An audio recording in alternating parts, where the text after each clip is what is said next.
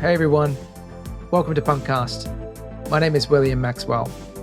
I'm a student of Web3 and the owner of Punk4751.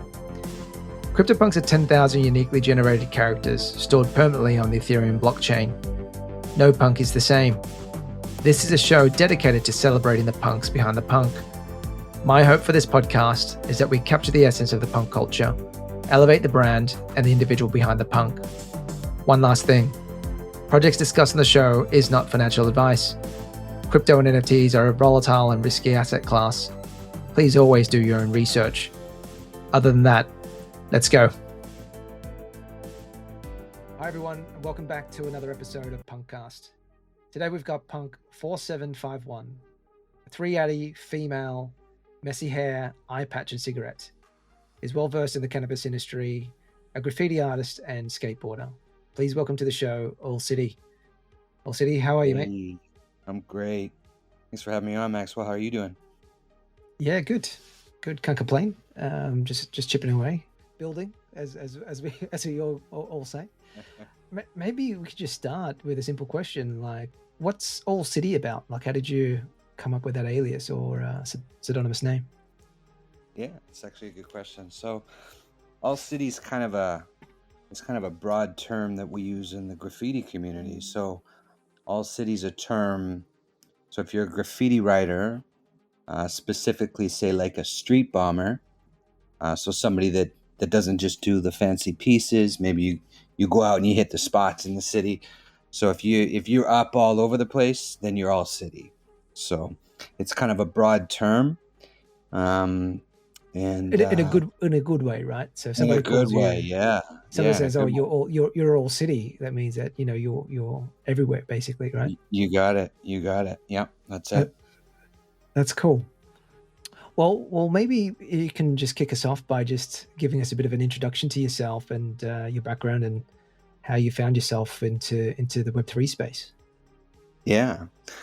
So, like a lot of people, I guess, kind of that early 2021 kind of wheelhouse. I'm still in school at the time, and I used to make these physical sketchbooks, these kind of niche, made for graffiti sketchbooks, where they're kind of like a template-based book, where not just blank pages. I had 3 books. There was like a daytime and a nighttime of these street series, and then there was like a freight book. So you'd crack open the sketchbooks, and there'd be like street scenes or freight trains that guys and girls could draw their name on.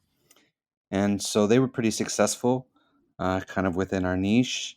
And I always kind of thought it'd be cool to do something digital. So these sketchbooks would come with no graffiti. The idea is so that the graffiti writer draws the graffiti in it.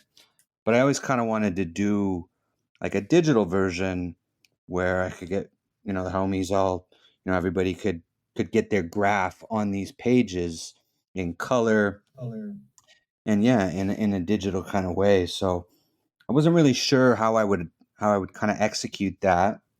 And like a lot of people, again, in those early kind of 2021 days, not early for NFTs, but early for many of us, the big Beeple sale kind of sparked a lot of different eyeballs. And around that time, again, I was in school. One of my teachers had mentioned the Clubhouse app, and she had an invite. I don't know if I don't really use that app anymore, but at the time, you needed an invite to get on it. So she said, you should go on here. There's a bunch of different kind of communities that are kind of growing, and it's kind of neat. There's kind of an art community, and there's a crypto community and different stuff. So I got on there, kind of discovered NFTs, and it was crazy back then. There was rooms like running all day long with people kind of talking about NFTs and different kind of little communities, kind of being born through that, and kind of started hanging around in there, and it clicked right away. So again, my interest was kind of to do something digital with these books. But once I started, I'm not crypto native, so once I started kind of learning about this kind of stuff and blockchain, it really clicked right away. It just kind of made sense, and just kind of stuck around since then. And I just love it. Yeah, so those, I mean, you come from a really interesting background, man. Those script books would have been pretty cool to have a look at. Maybe you can send us a link and we can have a look through what they look like. Uh-huh. But I'd be interested to sort of go a little bit further into your background. Like, how did you find your way into graffiti and art, like a little bit earlier on in your formative years? Yeah, so I think I started noticing graffiti pretty young. Um, I think I was always kind of drawn to it. I think naturally I'm kind of like an adventurer. I'm always trying to, I'm always crawling around different cities when I'm traveling. I'm really kind of turning them out. I'm going everywhere that I can. I'm just naturally kind of curious, and I started skateboarding when I was maybe 13, and just always in the city. And at that time, back in the '90s, um, skateboarding and graffiti really kind of went hand in hand. And skateboarding kind of really opened my eyes to just kind of really kind of being a part of Vancouver. That's where I grew up, and just kind of just that energy of just we always skated downtown, and so graffiti just kind of really started to kind of take a grip through that, and again just spending so much time always kind of out and about, and yeah, it just really stuck. I don't skateboard much anymore. I banged up my knees pretty good. Um, but that's definitely where the graffiti came from, and graffiti's going to be with me for forever. That's cool. And it's interesting, I think, I mean, similarly with the NFTs, it's about culture, community, and how do you sort of Right. pinpoint and describe culture? And I think coming from art, graffiti, and skateboarding has a very rich uh, culture to it, right? Yeah, S- absolutely. Subcultures and culture in general, as you kind of said it, it's fascinating to me too, right? To kind of become a part of a niche, and particularly kind of emerging kind of niches, and it's always interesting to just kind of watch the kind of trajectory of just how something like an underground culture kind of takes shape and evolves, and just different things kind of happen. So it's interesting. It's cool.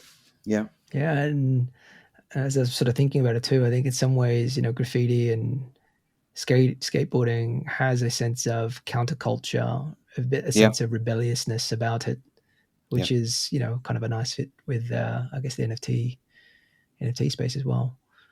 Um, Absolutely, it's different, and you know I I'm a, I'm a pretty creative person, I think, and so I can definitely appreciate. I got a pretty open mind, and I definitely appreciate um, different things for different reasons, and so yeah, I really kind of when I saw this kind of this community growing on with NFTs, and particularly when I was in those clubhouse rooms and stuff like it was just really interesting because it was so new. It was a different kind of platform to be creative, and for me, it was extremely exciting because again, I'm not crypto native, so crypto was kind of always this mysterious kind of thing that I knew about. Like many people, you always kind of had a friend who might maybe got into Bitcoin or whatever years back. I don't know if I have any buddies that really did overly well with all that stuff, but certainly they were trying to explain it to me, and I got it, but I didn't get it. So kind of getting my feet wet, and learning, and seeing how you could combine creativity and artwork with blockchain and Ethereum. It was really interesting. It was pretty fascinating to me. It was kind of this intersection where art met finance, met and just all kinds of a little bit of danger or risk almost, particularly when you're coming into crypto, and you don't really know again, it's pretty mysterious, right? So mm, it was it was attractive to me. I was naturally drawn to it when I started to learn about it. mm. You're right. I think crypto and NFTs is one of those special ones where it's super interesting because it pulls in so many disciplines, right? I think you said finance, there's art, there's marketing, there's community, there's Right. Right. politics, governance. There's a whole bunch of Right. things that just Yeah. pulls everything together under the one sort of banner, right? Which is super fascinating as well. And even history, right? Like, I mean, I wouldn't have gone into history without sort of NFTs and crypto. Love But it. but anyway, so yeah, so maybe yeah, help us talk through, your journey to buying your first NFT. I think, or basically, was it you creating your own first NFT through your art books? Was it way in, or did you actually mint something to sort of get in? Yeah, I love talking about that because the first NFT that I ever purchased is actually kind of special to me. It was kind of neat how I came about grabbing it, and it ended up just a lot of things just kind of lined up after that. So, um, initially, what I was doing, I was started to buy Ethereum as, I mean, so it's obviously I was going to need ETH to purchase NFTs, but I'm very cautious at times. I don't know. Maybe it's just kind of my background or just kind of the way I am, but it was very important to me to kind of, because all this stuff was new, to kind of learn good practice and, you know, be as secure as I could. So I spent a good month or two really before I did anything, just trying to wrap my head around security, proper security and stuff like that. I'm certainly no expert, but I am cautious. And so I'm grateful for that. I found some good resources that helped me along the way. And so again, I was buying Ethereum off of an exchange to start with before I was really doing anything, obviously. And it was kind of at that previous all-time high in 2021. I can't remember what it would have been in US dollars. In Canadian dollars, it would have been like around 4K or something like that. And it started to tank after. So I'm like, well, this is a good time to start pulling my socks up and dive in, right? Let's start grabbing some NFTs. So um, I was chatting with a guy who became a good friend of mine, Cheetah Cowboy. He's a Bored Ape holder guy. He's a pretty cool dude. And I had asked him a couple questions because I wanted to start creating NFTs. And he's like, "Oh, I'll put you in touch with this guy Cam. He makes these things called rare diamond hands." So I'm like, "Okay, dope, right?" So he actually sent me an Instagram link. So I followed the link and I seen the Instagram name and I'm like, "Shit, that looks kind of like a graffiti name, right?" And I'm not gonna say the Instagram name because it's kind of his personal handle, but it's a short Instagram name. And Instagram's been around for a while, and it's obviously huge, so it's not easy to get shorter handles and stuff. And I'm like, this is like a graph name, and it reminds me of somebody who used to do graffiti in around Vancouver, and there was two guys way back in the day that had the same name that were kind of from the same place. One was from Victoria, which isn't too far from here, and one was from Greater Vancouver. So I'm like, that'd be weird if this guy was from here. So long and short, I shoot him a message and I say, "Hey, Cheetah sent me over to you. I had a couple questions just about, creating, NFTs and different stuff like that." And I said, "Hey, by the way," I says, I shot in the dark here. You used to do graffiti from around here?" Because I knew if I told him who I was, he's going to know who I was. He says, "Yeah." So I tell him who I was. And he's like, "Oh, shit." Right. So turns out he was from Vancouver. So we start chatting. His name's Cam Taylor, and just an incredible artist. Love talking about Cam. Worked at EA Sports for quite some time, years and years, before he went full time Web3, and he was making these things called rare diamond hands. I really suggest everybody takes a look at them. They're super cool. It's a smaller collection. It's like 100 of them he made, and he was building this little community. Again, I don't want to sound like a broken record, but through that Clubhouse app, and they're very, very, very, very high effort pieces. They're super cool, and just check them out. I'm not going to try to describe them, but so yeah, we just kind of clicked, and it just felt right that I grabbed one of those, and I still hold it to this day. He did 100 of them in total. Um, as soon as he started to get a little bit of a community, a little bit of a following built. He was making them every day. He'd go work at EA Sports. He'd come back, and he would bang out a rare diamond hand, and they'd fly as soon as he put them up. And I think the last one that he did, he auctioned off, and he ended up getting like 80 ETH or something like that. And he kind of moved on from those, and he created this another smaller set. I don't know how many, maybe another 100, maybe there was a few more. He did these things called, initially they were called Cryptopunks. And again, I really suggest everybody takes a look at these things. They're really, really cool. He did them with another guy, and I forget the other fellow's name, but they initially were started as a physical piece that his partner on this little project were putting together, and he was making Cryptopunks out of computer parts physically. They're really, really interesting. Friend of mine, Mm. Dom, Crypto King, he ended up with one of the bigger physical pieces. They're very, very interesting. And yeah, so you can check out those too. I think OpenSea made them change the name from Cryptopunks to Chiptos a year ago, but they're super, super high Uh, effort. yeah, I'm just looking at it now. They are pretty cool. So it's Cryptopunks is still there. Oh, So great. it was Okay. created on. There's only three. There's only three of them, right? And it No, sounds you. like they're Oh, are keeping you them looking at the physical. physicals? Are you looking at the physical ones? Yeah, is there a separate? Is there a separate one called See if you can Cryptopunks? find. See if you can look up. See if I can follow along with you here. Let me get another browser going. Let's go to OpenSea. Um, I think they made them change the name to Chiptos, and they.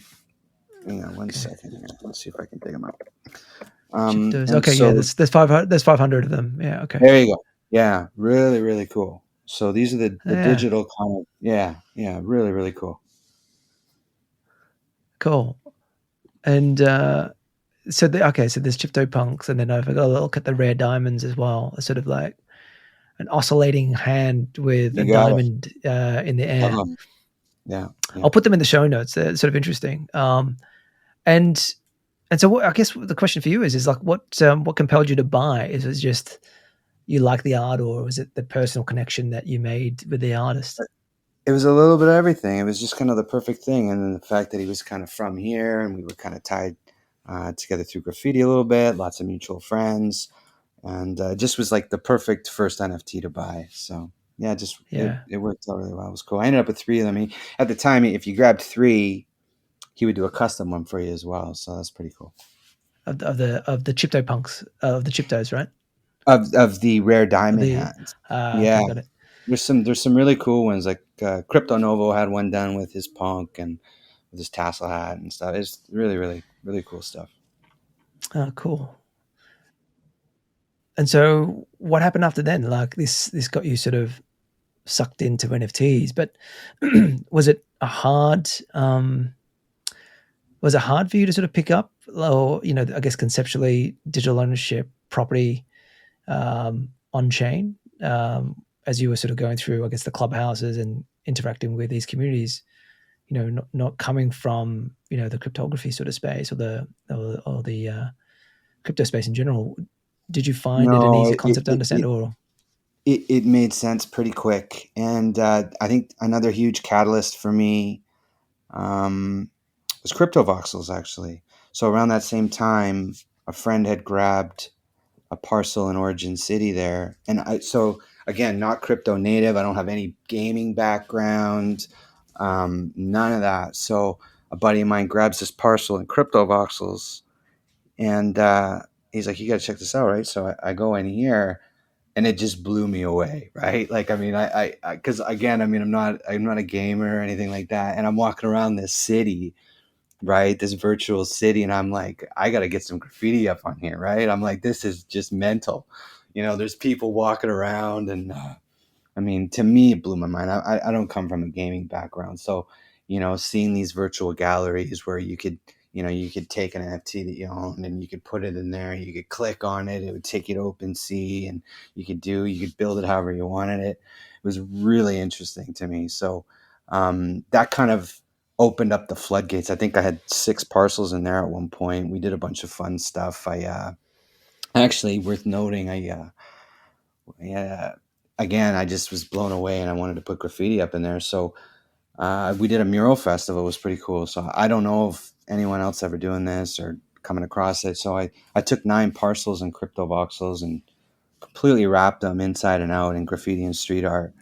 I think I had like 25 artists. It was a really good ratio of like crypto artists, like people doing NFTs, and also like homies of mine that did graph. So I would just, I was getting graph from them and getting a buddy to vectorize it and just putting PNGs up. Most of it was minted at the time, not all of it, but really, really cool stuff.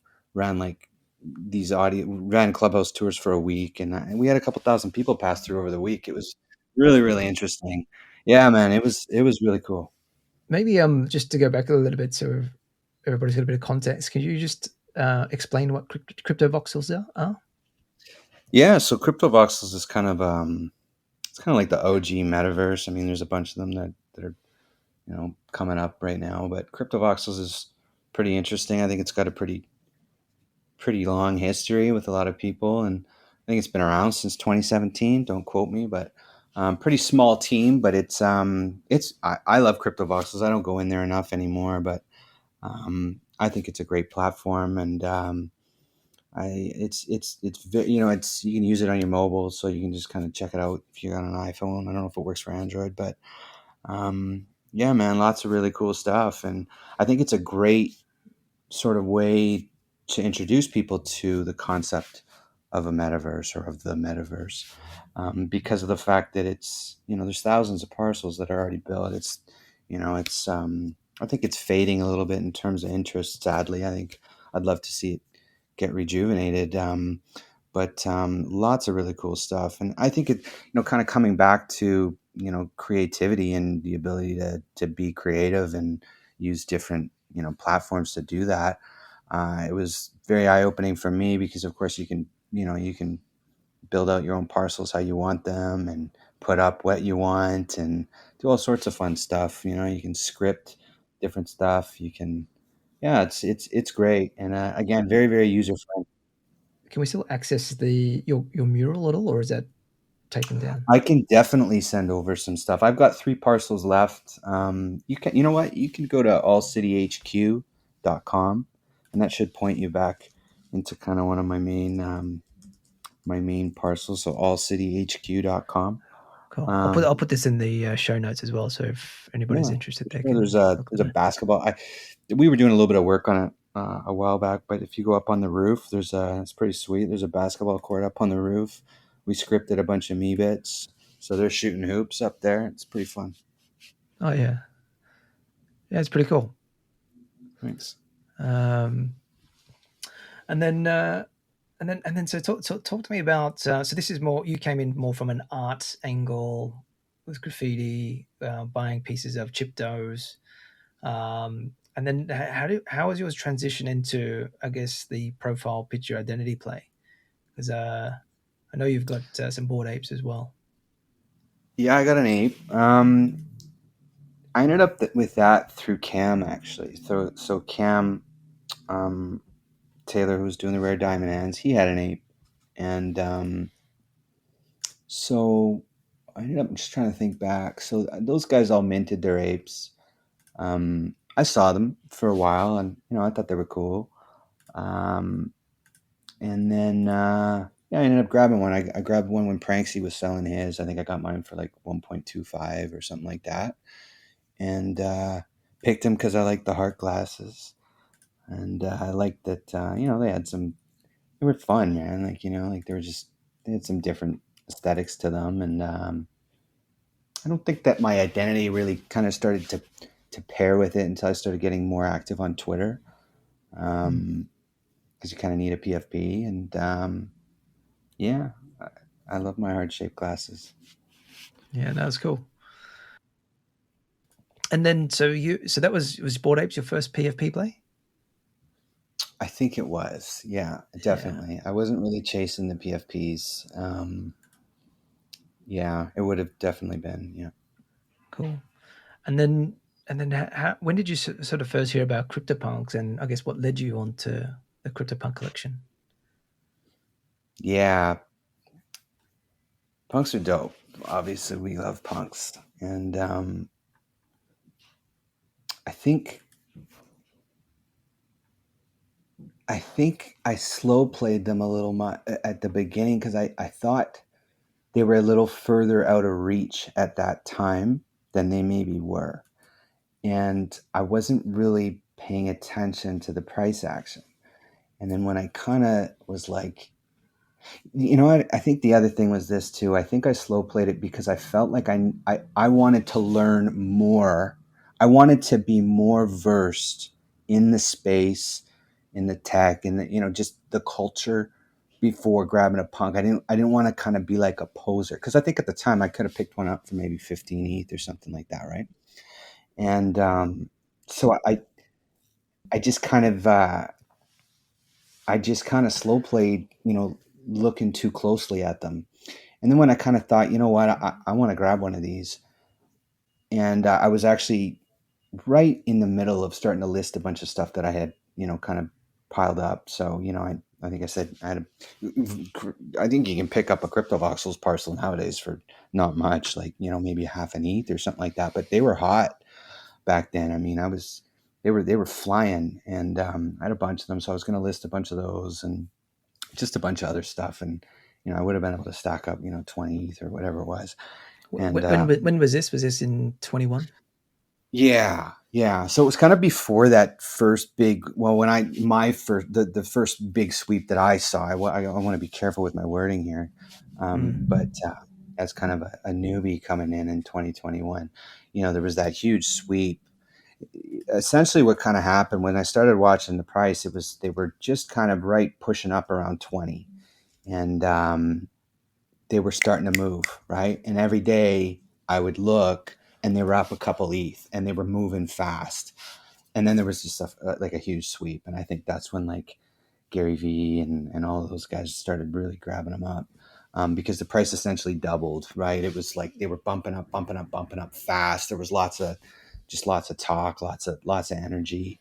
And then it was just, I was priced out. And, yeah. But so you had your eye on it for some time. It was interesting that you sort of said you were taking your time because you didn't want to buy it, and you want to take your time to learn about the space instead of just buying it Yeah. and then just being a bit Yeah. of a poser. It's almost like me with my golf equipment. I've got like the best golf gear, but I've got a really shit game, right? So I feel you, bro. Yeah. it's sort of that sort of analogy resonates with me as well. And then so you heard about CryptoPunks in around that time, mid 21, say. And then what was your sort of journey from then until when you bought is this your first CryptoPunk as well? I think I just saw it was about 4 months ago when you made the purchase, right? Yeah. I had another girl 6 months ago or so. She was great. I'm just trying to recall the number of her. She was a Bino Frumpy. I just loved Okay, her. yeah, 2914 is the one you were saying was your first one. That's the number. There you go. There, Yeah. and it was short. She was short lived. I picked her up, I think, and it was right during that big ApeCoin run, and I ended up flipping her, grabbed ApeCoin. It did me well. But I still miss her, and and then I just was kind of waiting around for another good entry, and picked up the punk that I have today. Nice. And it's interesting. Is there a reason why you've purposely gone and selected females? Well, everybody kind of knows me for my ape, and I don't have any plans to sell him, and so I like having a little bit of a balance. Just, I don't know, just his energy. I love the female punks. I love the male punks. I love all punks. Um, Certainly, if I didn't have the ape, I would probably go for a more masculine punk, but I do. So I like having a female, and yeah, that's kind of why I go for the females. Cool. Yeah. And when you're going through the traits and the attributes, is there a reason why you landed on, I guess, the one that you did with the eye patch, messy hair, cigarette? Were you I looking at like other the traits at the punky time? punks. Yeah, I like the punky punks. So like I just um, well, certainly, I mean, she fit kind of my budget at the time, but in terms of the traits, yeah, I like the greasy punks, man. I like the eye patches. I like the cigs. I like that kind of stuff. Yeah, I think there's just something about the cigarette that makes it really extra punk, right? You love the cigs Um, too, Maxwell. I like it. I know, I know. I'm just trying to shill my own bags here. Yeah, But I do like the messy hair as well. So I have been sort of eyeing off a few punks with the messy hair. They're really, really there cool. you go. Yeah. Um, and just out of curiosity, I think you said that you had a bit of a background in the cannabis industry. I was just wondering if the cigarette had anything to do with that at all. Not so much. I just, in terms of the aesthetics of the Cryptopunks, I like I say, I like the punky looks, um, and yeah, just kind of like the punks that you see walking down the street. You might grip your wallet a little tighter when you're walking by or something. You know. Yeah, definitely. Um, cool. And then, so another question for you then, like, what sort of things do you like collecting? And I guess more importantly, why do you collect the things you do? Yeah, it's always a good question. Um, it's a good question. So for me, when I was a kid, I used to collect base. I wouldn't first. Let me preface this by saying I'm not like a huge collector. When I was a kid, uh, certainly collected baseball cards and hockey cards and comic books. I didn't necessarily read, but I loved the art and the covers. Um, but I'm very like I like things a certain way. I don't know if this ties into it or not, but if you're looking at you know the artwork that hangs on my walls, everything's kind of got a spot. Um, and I would, in a roundabout way, kind of consider those kind of my collectibles, and they stick with me. I would never part with any, say, of the artwork that's on my walls, even if maybe I downsize a little bit. They're kept in storage. You know what I'm saying? Like they're not going anywhere. Um, so I wouldn't necessarily call myself, because some people are just true collectors, right? Mm. I just tend to buy things that I like, and and that appeal to me aesthetically, or maybe not just aesthetically, maybe the story behind them, or how they make me feel when I look at them, stuff like Mm. that. So I'm just looking in your one of your wallets now. You've got a few me bits in there. Like, what made you sort of get into me bits? I love me bits. So me bits, they resonated with me right away, which is kind of fun. I some people love me bits. Some people are kind of in between. I actually, you know what? I don't know how people are kind of in between. I think you either really really love me bits, or you're kind of like, I don't know, I don't get it, right? Mm. I love me bits for a bunch of different reasons. First of all, I think that they're very. Oh man, you almost got me to say a word I wouldn't normally say. I think they're very lovable, Maxwell. I don't use that word very often, but I think that me bits are very lovable, and I really really appreciate how diverse that collection is. First and foremost, but I think that there's just so much more to them. I mean, I particularly when I grab my first me bed, I mean, I'm looking at these things and I'm going and I'm looking at these garbage PFP collections that are rolling out times 10 every day and just trash. And I'm looking at these and they're just so well made. They're just so well done. You get all these files with them that if you're smart, you can do stuff with. You know what I mean? Like, I think Larva Mm. Labs caught a lot of flack from people, and in my opinion, unjustifiably. I mean, they provided everyone with a bunch of different files and stuff, and I think that some people maybe thought, well, you gave us these things, you didn't give us anything. That where are we going to use them? Well, I mean, what I, they're giving you the keys. You can do what you want with them, and there's a lot there. I mean, you're getting so much more. They're just on a to me like I'm kind of putting myself back to when they dropped and when I got my first me bet. You're getting so much more, and I mean they're just so well made. I don't know if that's the best word to use, made, but I mean, it's just look at the quality. It just even the image itself. I mean, and the image is just scratching the surface of what they are. So I love them. I'm very excited to see if and what. Well, we know it's not an if, but what's coming for those. I think they're just a great collectible. I think they're just outstanding. I don't know. Maybe I'm being super. I find them a really interesting project, and I sort of wonder sometimes whether or not it's like, CryptoPunks 4 or 5 years ago when nobody was paying attention, and nobody knew that we were going to be using them as our profile pictures on Twitter and Discord, and now using them as our form of identity, a primary form of Right. identity.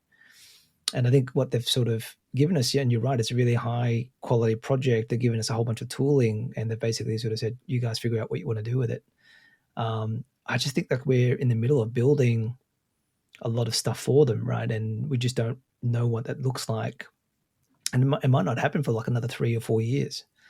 And, it's quietly bullish on them if you're sort of got a long-term horizon. That could be, a pretty high floor price over time. If, Metaverse kicks off and everybody's rocking around in there, I mean, you're going to want a bit of an OG collection right from the beginning. And, I think Matt and John, tend to have a bit of a knack of seeing into the future way before everybody else does, right? And so it's going a little bit Yeah. sideways at the moment, but Yeah, and just kind of on that note, I agree with everything you said, and I think, um, first of all, Matt and John, wow, and just big brains, like wow.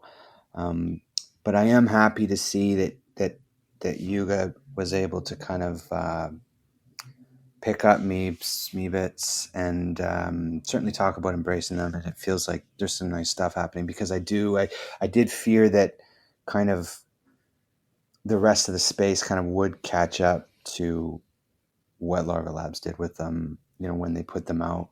And so, yeah, either way, I like Meebits, and yeah, I think I also think, I think they're a great even project to show people who aren't involved with NFTs, because they just have a really kind of friendly aesthetic, and I just think they're pretty cool. Anyways, yeah. yeah, definitely. We like the Meebs. We definitely like the Meebs. That was a lot of meme talk, but I like them. Yeah, let's go. and and do you have your eye on any particular collection at the moment? Are you looking to buy anything in the bear market? I gotta say, since this is my first kind of downturn in the market, this bear market. So I think for me, I've kind of consolidated into projects and teams um, that I believe are going to have an impact on kind of shaping the future of the space. It's difficult for me to see that with a new project. I'm not saying that it's not going to come, or with new projects, but I think I've never really been a full degen. I've tried chasing mints. It didn't really work for me. I'm more of, I buy what I like and I just hold it because I like it. Um, so as far as kind of new projects, I try to keep my eye on it. But I've been more consolidating, I think, into teams and projects that I just kind of believe are gonna, really kind of, again, help kind of shape where this whole Web3 NFT thing is going. There's projects that I like, some aesthetics. I've been catching a lot of Yeah. these. Maybe you can correct me on the name, but it's like this undead project. It's like those pixelated kind of. Yeah, Genuine Undead. They went Yeah, on a bit of a run last night. It's kind of crazy. yeah, I mean, that community goes pretty hard, man. But I don't know how long it's going to last, though. That's the only thing. right, Um, right. I like the but the look. pixel art looks pretty cool. Yeah, the pixel art's pretty dope, for Mhm. sure. And then when you look back at your NFT career to date, what's your best win or best moment that you can think of? Well, I mean, I think anybody who got in on the apes early, I mean, has done them well. I think beyond, you know, financially or anything like that, I think just kind of the biggest win was, I guess just kind of, I mean, this is kind of a soft answer, but it's just for me, the win has just been learning about blockchain and learning about Ethereum. I would have never learned about this stuff. I was not involved with cryptocurrencies. And um, so for me, just as a whole, being exposed to all of this, and maybe being more incentivized through certain projects that I've held along the way, I'm more compelled to remain close, to the space. That's been the biggest win, because it's just been just this huge eye-opening and learning experience that I would have just really um, never had access to or exposure to had I not kind of stumbled into NFTs. Absolutely. I think I'm in the same boat. If it wasn't for NFTs, I mean, I wouldn't be collecting art. I wouldn't be reading up on Yeah, history. right. Yeah, so it's opened up a brand new world, and I'm not sure if it's been life changing for you, but it definitely has been for me, right? And so Absolutely. Yeah, I think yeah, definitely definitely a positive thing, and something to be grateful for. for sure. Um, and then what about? Do you have any sort of worst losses or regrets in NFTs? Well, circling back, I mean, in hindsight, it would have been nice to kind of jump in on punks a little sooner, but I mean, I don't really look back too much. Um, I think like maybe the biggest lesson that I could kind of take, maybe not losses, but biggest kind of lessons, is just kind of learning about market cycles. I mean, obviously we're in this pretty ugly bear right now. Initially, I think when it started, a lot of guys who've been around for a while, I don't think, I mean, maybe when the UST thing happened, I mean, I think that was pretty clear that things were going to get different for a while. But it's learning about market cycles and just kind of psychology, and obviously, kind of seeing those all-time highs. I would certainly play things differently. Overall, I'm pretty happy with the way I played things, but um, yeah, I'm just kind of learning about market cycles and stuff like that, and psychology, and trying to recognize those kind of that euphoric, that euphoria that we've all felt and stuff like that. I don't know that I would ever allow myself to feel that again, to be totally honest with you, right? And I Mm, think that's key. absolutely, and I think you're right. When you've gone in and degendered so many different projects, I mean, they're all very similar in terms of how they behave, right? Sort of Right. pre-pump, pre-reveal, Right. post-reveal dump, and Yeah. always got to teach yourself, like, you got to sell into the pumps, got to take profits, you got to do all those things, and Absolutely. you see it over and over again. And I think once you've been through a lot of them, definitely teaches you a lot about cycles, liquidity, and how this game's played, right? For Absolutely. good, Yeah, for good or worse. But you bet. cool. And then, do you have like a favorite punk personality that you tune into and you appreciate, reading up on Twitter? Yeah, I mean, there's lots of big brains in the punk community. That's one thing that's pretty outstanding. I think that there's so many. I mean, I think maybe some of the personalities, just maybe even off Twitter, that I can appreciate just out of Discord. Like, I don't know, Ross has always been a really cool guy. It was really interesting is MB. Always enjoy kind of swapping messages with him. And Mm. all the kind of the OG claimers are always pretty fascinating to me. And Alan MB, Hanna's a good one. who? Sorry to cut you off, Alan, Max. who? Oh, I was going to say Alan Hanna. He just kind of popped in my mind. I think I got to give a shout out to Alan Hanna, because going back to those times and those clubhouse app rooms, he was, man, he was in there, and he just spending his whole day just kind of educating people and stuff like that. So Alan's got a pretty iconic punk too. He's got that purple hat with the clown nose. I'm a really smart dude. So I got to give a shout out to him, actually. So everybody should give him a follow if you're not following him already on Twitter. Yeah, yeah. Alan's been pretty active too. Yeah, for sure. Yeah, he is. He's got some pretty good insights as well. Oh, that's Yeah. cool. And then, would you have a few words to describe punk culture for you? Clever. I think that I think a lot of the punks that have been around for a long time, you can learn a lot from, right? A lot of them are crypto native. They just think a little bit differently. They might move a little bit differently. Um, Maybe a little slower than a lot of the people. And when I say slower, when I say move a little slower, like everything tends to move so fast on Twitter with these Twitter spaces and this degen shit and stuff like that. But I really kind of admire a lot of the old school holders that, a lot of these guys, they got a lot of punks or a few punks or one punk or whatever, but they've had them for a long time because they know the value, they see the value, and not just financially, but just what's coming down the road. They have the foresight, I think. So, yeah, I always appreciate the OG claimers and just clever. Just I think the punk community tends to be smart, pretty clever. Yeah. Puts you in that category too, mate. I mean, you bought a punk, so you definitely must be clever. Well, Um, I appreciate that. I don't know if I would say it about myself, but thank you. and if you could pass on a message to the next owner of your punk, what would you like to say to them?